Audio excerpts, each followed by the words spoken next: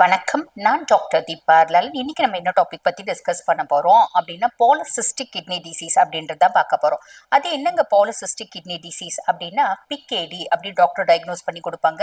நமக்கு பாருங்க, இந்த கிட்னியோட அதாவது இந்த லாயின்ல இந்த சைட்ல இங்கெல்லாம் ஒரு வலி டாக்டர் கிட்ட போயிருப்போம். ஒரு வீக்கமா இருக்க மாதிரி இருக்கு, அதுப்பா இருக்க மாதிரி இருக்கு, வலிக்குது.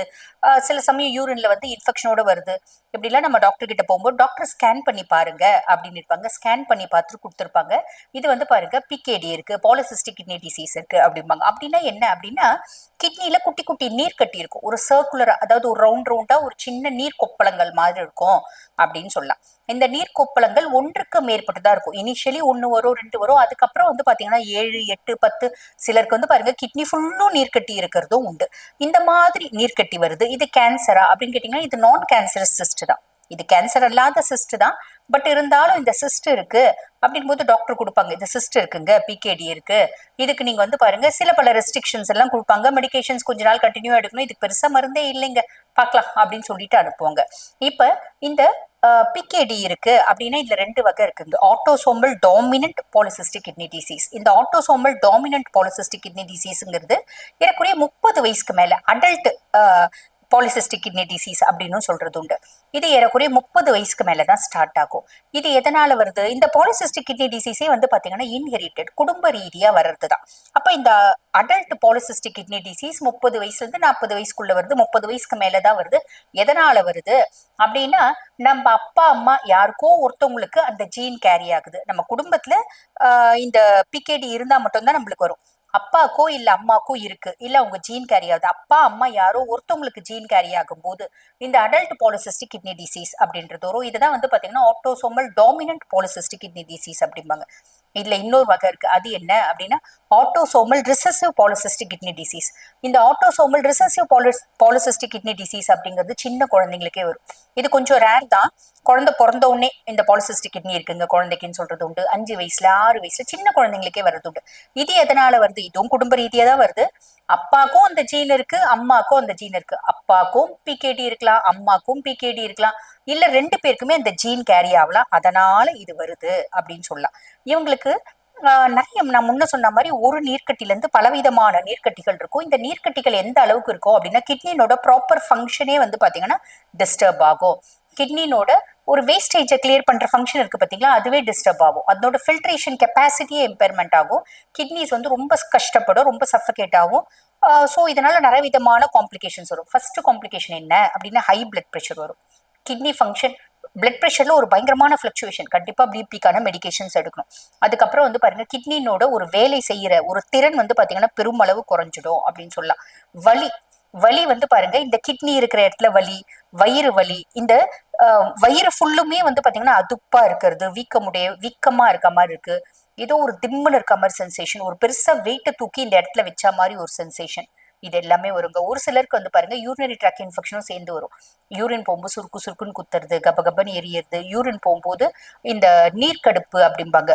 ஒரு சொட்டு யூரின் போறதுக்கே ரொம்ப நேரம் கஷ்டப்பட்டு ஒரு சொட்டு யூரின் போற மாதிரி அதுவும் வரும். ஒரு சிலருக்கு கிட்னி கல்லும் சேர்ந்து வரும். இந்த மாதிரி விஷயங்கள் வரும்.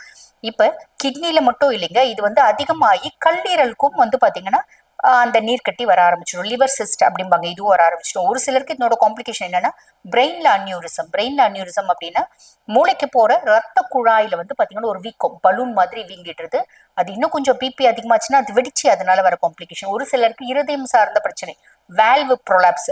அந்த வேல்வ் அப்படிம்பாங்க, மூடி திறக்கக்கூடிய ஒரு மூடி அப்படின்னு வச்சுக்கோங்களேன். ரத்தம் மேலும் கீழும் மாறி மாறி பாயாம இருக்கிறதுக்கு மூடி திறக்கக்கூடிய ஒரு மூடி. அந்த மூடியில ப்ரொலாப்ஸ், உதாரணத்துக்கு மைட்ரல் வேல் ப்ரொலாப்ஸ் அப்படின்றது வரும். அதுக்கப்புறம் பெருங்குடல்ல குட்டி குட்டி பவுச்சஸ் அது ஃபார்ம் ஆயிடும். இது பாத்தீங்கன்னா டைவர்டிகுலார் ஆஃப் கோலான் அப்படிம்பாங்க, டைவர்டிகுலோசிஸ் அப்படிம்பாங்க. இந்த மாதிரி நிறைய காம்ப்ளிகேஷன்ஸ் வர்றது உண்டுங்க. சரிங்க.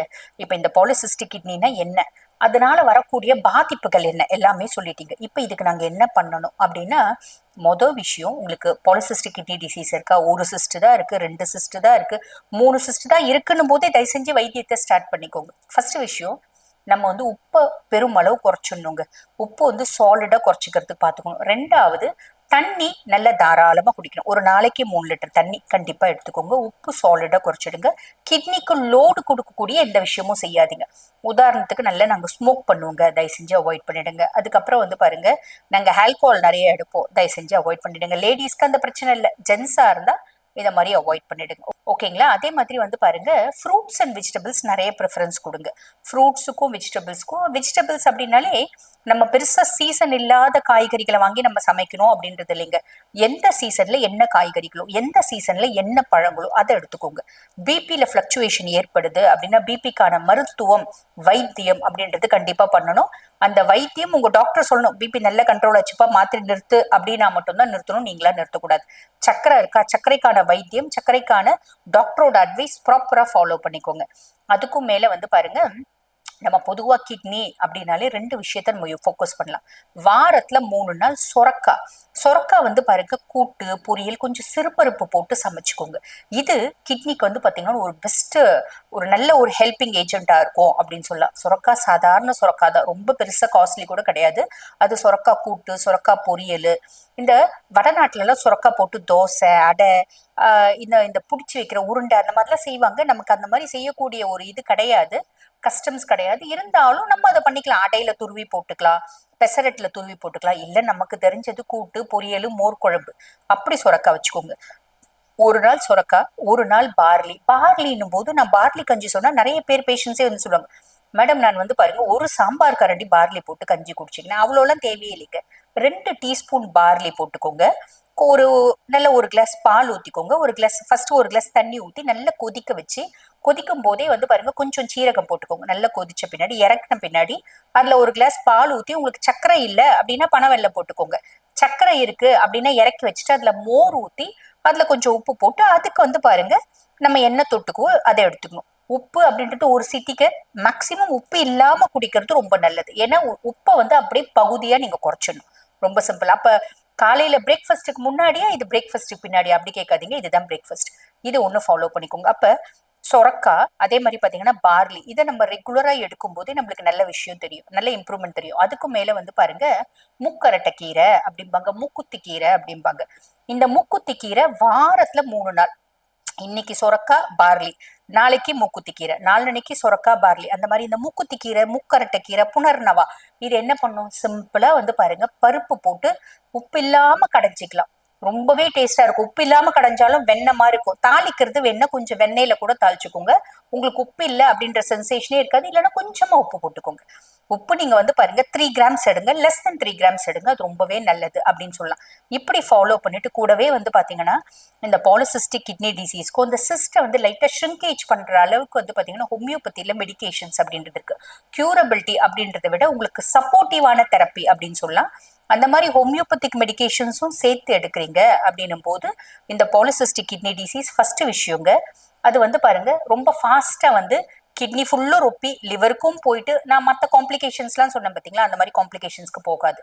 ஆல்ரெடி எனக்கு லிவர்லாம் கூட இருக்குங்க, பரவாயில்ல, அதே ஸ்டேசஸ்ல மெயின்டைன் பண்ணிட முடியும். அதுக்கு அடுத்து இன்னும் டெவலப் ஆகாம பார்த்துக்க முடியும். இந்த மாதிரி இது மட்டும் இல்லைங்க, இன்னும் நிறைய ரெஸ்ட்ரிக்ஷன்ஸ் நாங்கள் சொல்லுவோம் பேஷண்ட்ஸ்க்கு.